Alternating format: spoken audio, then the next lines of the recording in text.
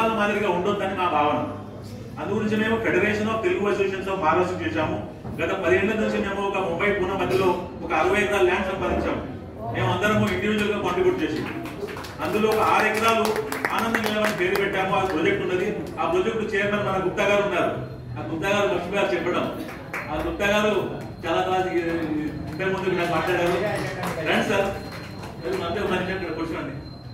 గుప్తా గారు ఆ చైర్మన్ కూడా ప్రాజెక్టు చైర్మన్.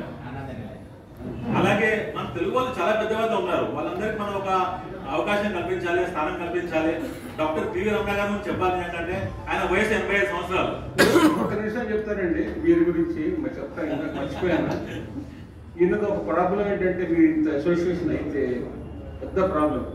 మీరు ముందు వార్నింగ్ ఇస్తున్నాను, అది ఆలోచించుకొని ఆయన మెంబర్గా తీసుకోండి. ఆయన మెంబర్ అయితే మిమ్మల్ని నిద్రపోనేవాడు, ఆయన నిద్రపోడు. అలాంటి వాళ్ళే కావాలి సార్, అలాంటి వాళ్ళే కావాలి. అలాంటి వాళ్ళే కావాలి. అప్పుడు అడుగు ముందుకు అప్పుడే జరుగుద్ది, లేదంటే నిద్రపోద్ది. చెప్పేందంటే సార్ చెప్పాడు, I'm full time social worker. I'm full time social worker. నాకు తెలుగు భాష, నేను అశోక్ ఇంకా సుభాష్. అంటే మనం ఏదైనా చేయాలి. ఎందుకంటే భగవంతుడు మనకి ఇచ్చాడు. మనం మన యొక్క లైఫ్ టైమ్ లో మనం ఒకటి ఉద్యోగం చేసినాము, కొంచెం సంపాదించినాము. ఎప్పుడు సంపాదన అవసరం లేదు. ఎందుకంటే ఒక 55 వచ్చిన తర్వాత you have to work for the society. ఆ కాన్సెప్ట్ లో మేము వెళ్తున్నాము. అందు గురించి ఈ ఒక 60 ఎకరాల ల్యాండ్ లో మేము ఒకటి ఆల్రెడీ ఒక కొంచెం గౌశాల చేసినాము. అందులో బొంగన ఆవులు ఉన్నాయి. అలాగే మీరందరూ అక్కడికి రావచ్చు. కోపోలిలో అక్కడ 2 రోజులు ఉండవచ్చు. మీ అందరికీ ఆహ్వానము. అలాగే ఇప్పుడు సిటీలో మేము అనుకుంటున్నాం ఏంటంటే సిటీ ఒక పెద్ద తెలుగు వారికి కేంద్రం అయిపోయింది. తెలుగు సిటీలో ప్రతి రోజు 50,000 మంది తెలుగు వాళ్ళు వస్తున్నారు. ఇక్కడ ఆదివారం శనివారం అంటే 1,00,000 మంది వస్తున్నారు. అప్పుడు మేము పవన్ కళ్యాణ్ గారితో ఇప్పుడు మేము ఒక మీటింగ్ కాబోతున్నాం. తొందరగా వారికి చెప్పేది ఒకటంటే సిటీలో ఇంటర్నేషనల్ తెలుగు కల్చరల్ సెంటర్ పెట్టాలి. దానివల్ల ఒక పెద్ద ఇంపాక్ట్ వస్తుంది. ఆంధ్రప్రదేశ్కి వస్తుంది, తెలంగాణకు వస్తుంది, మహారాష్ట్రకు వస్తుంది, అన్ని ప్రాంతాల వరకు వస్తుంది. షిరిడీకి వచ్చే వాళ్ళలో 70% తెలుగు వాళ్ళే ఉన్నారు. తిరుపతి తర్వాత మనందరికీ ఎందుకంటే పెద్ద దేవస్థానం అంటే షిరిడి. అందులోంచి షిరిడిలో చాలా మంది ఉన్నారు. ఈ షిరిడిలో మనం అందరం ప్రయత్నం చేస్తే ఇక్కడ ఉన్న లోకల్ ఎంపీ వీళ్ళందరూ కూడా మనకు సపోర్ట్ చేస్తారు. నిన్న వచ్చాడు అతను ఎంపీ బాగా వచ్చింది. అందులోంచి మనం ఒకటి పెద్ద కల్చరల్ సెంటర్ చేయాలి. ఇక్కడ అక్కడ అన్ని ఉంటాయి. ఇక అన్ని వసతులు, లెర్నింగ్ సెంటర్, తెలుగు భాష, ఇవన్నీ చాలా ఇంపార్టెంట్ ఉంది మనకు.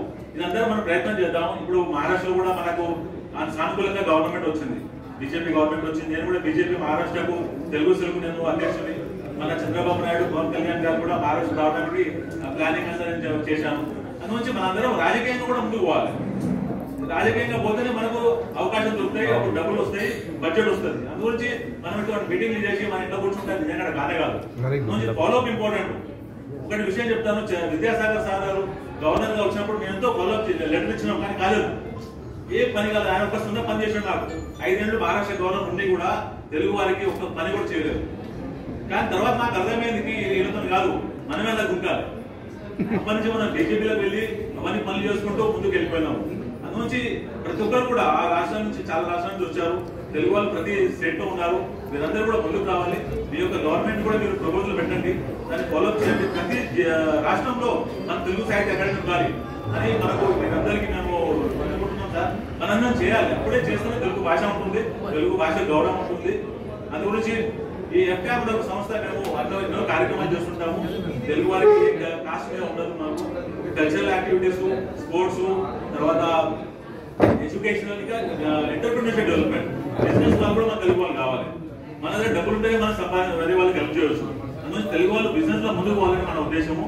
ఇవన్నీ విషయాలు ఉన్నా మా ఎఫ్కామ్ తర్వాత ఆర్టీఎస్ వారికి మేము అన్ని విధాలా సపోర్ట్ చేస్తాము. జై హింద్, జై తెలుగు, జై మహారాష్ట్ర. మనందరికీ తెలుగు తల్లి అయినా మరాఠీ పిన్ని, తెలుగు తల్లి, తెలుగు ఆగి మరాఠీ పిన్ని మనకు. అందులోంచి తెలుగు మహారాష్ట్రలో మాకు కర్మభూమి. అందులోంచి జై మహారాష్ట్ర అని తప్పకుండా మేము అంటాము. జై మహారాష్ట్ర. Thank you.